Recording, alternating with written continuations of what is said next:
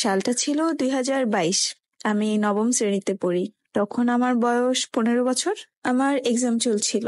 তখন এক্সাম দিয়ে বাসায় আসি, আর দিনটা ছিল মঙ্গলবার। বাড়িতে ঢুকতেই মা বলল, তোর ছোট খালার শ্বশুর মারা গেছে, চল যেয়ে দেখে আসি।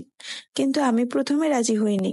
আমি বলেছিলাম যে মা, আমি যাব না, তোমরা যাও। তখন মা বলল, বাড়িতে একা কিভাবে থাকবি, চল। তখন আমি বললাম যে না মা, আমরা দুই বোন বাড়িতে থাকি, তুমি যেয়ে দেখে আসো। মা আবারও বলল, না চল, নানা বাড়িতে যাওয়া হয় না অনেকদিন ধরে, এই ফাঁকে একটু বেরিয়ে আসতে পারবি। এখানে বলে রাখি, নানা বাড়ির পাশেই আমার খালাদের বাড়ি। বড় খালা, মেঝো খালা, ছোট খালা এরা আশেপাশেই বাড়ি।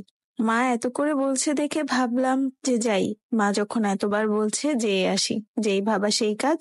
আমাদের বাড়ি বরিশাল, আর নানার বাড়ি হচ্ছে পিরোজপুরে। তারপর দুপুর 2টা বাজে রওনা দিলাম সবাই মিলে। তারপর আমার খালাতো ভাই আসে আমাদেরকে এগিয়ে নিয়ে যেতে, মেঝো খালার ছেলে।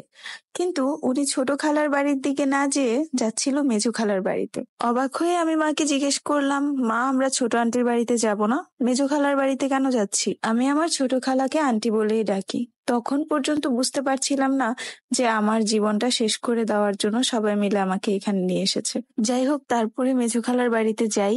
যে সবাইকে দেখে মোটামুটি ভালোই লাগলো, খালাতো ভাই বোন সবাইকে। সেখানে বড় খালাও ছিল। প্রথমে ঢুকেই আমি ফ্রেশ হতে চলে গেলাম। তারপর ফ্রেশ হয়ে বের হলাম, সবার সাথে কথা বলছি। হঠাৎ সেই সময় একটা মহিলা আর একটা মেয়ে আমার খালার বাড়িতে ঢুকে, মানে যার সাথে আমার বিয়ে হয়েছে তার বোন আর তার ভাইয়ের মেয়ে। তারপর তারা আমাকে দেখে গেল। আমি কিছুই বললাম না, কারণ আমার কোনো পিছুটান ছিল না, কোনো প্রেম ছিল না, কোনো পছন্দ ছিল না, তাই কিছুই বলিনি। ওরা যাওয়ার সময় আমার ছবিও তুলে নিয়ে যায়, যাতে করে আমার হবু স্বামীকে আমাকে দেখাতে পারে। আমার স্বামীর পছন্দ ছিল লম্বা মেয়ে। আমি মোটামুটি ভালোই লম্বা, তাই তাদের পছন্দ হয়ে গেল।